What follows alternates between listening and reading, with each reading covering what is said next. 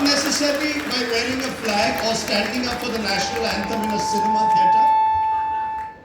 But we need to reclaim the republic by reclaiming the values for which this republic stands. This is not a battle about Rahul Gandhi, Narendra Modi.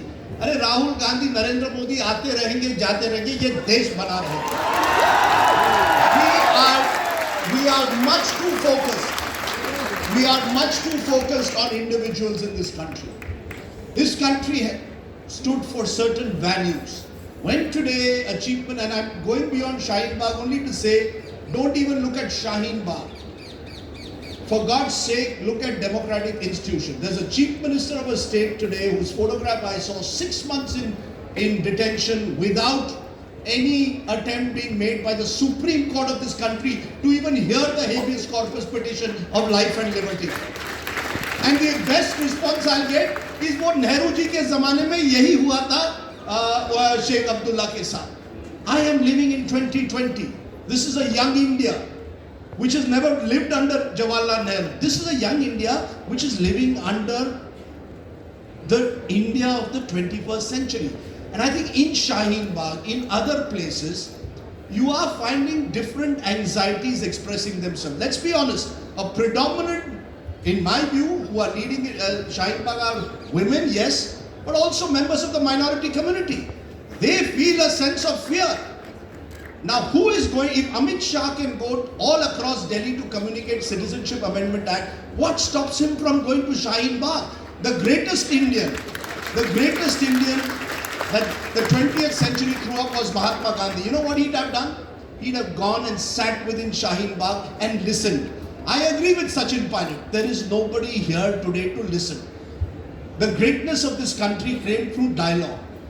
And I think what is happening, Namita, is the absence of a dialogue. Those voices in Shaheen Bagh are perhaps eventually going to get silenced. They will fade away. Elections will happen. But the anxieties will remain. The big headline, according to me, today is not Shaheen Bagh, but the fact, as I just saw in a leading Hindi daily, 3.74 crore jobs have been lost in the last 5 years in 7 sectors alone.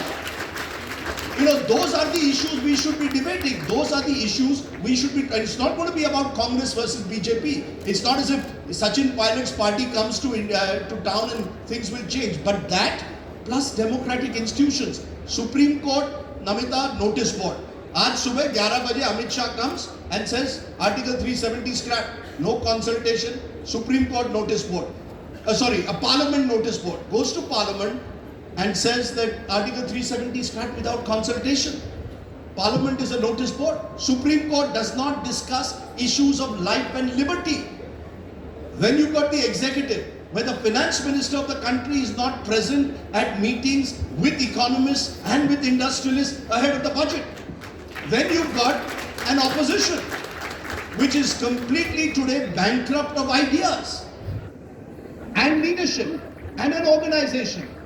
Then you've got the media, which is a complete surrogate to those in power. I concede that large sections of the media raise questions more of the opposition than they do of the government. You've got the armed forces, where army chiefs are acting today like political warriors. I mean, it never happened, and they get rewarded by becoming the chief of defense staff. You've got the Reserve Bank of India. 2 governors lost their jobs because they questioned the government. You don't have a chief information commissioner in this country at the moment. These are the issues we should debate. As I said, Rahul Gandhi, Narendra Modi are not what the democracy index is about. Democracy is about institutions. It's about values. And I believe both values and institutions today are in serious danger. Democracy is in recession. We keep talking about economic recession. We are creeping into an elected autocracy where democracy is in recession.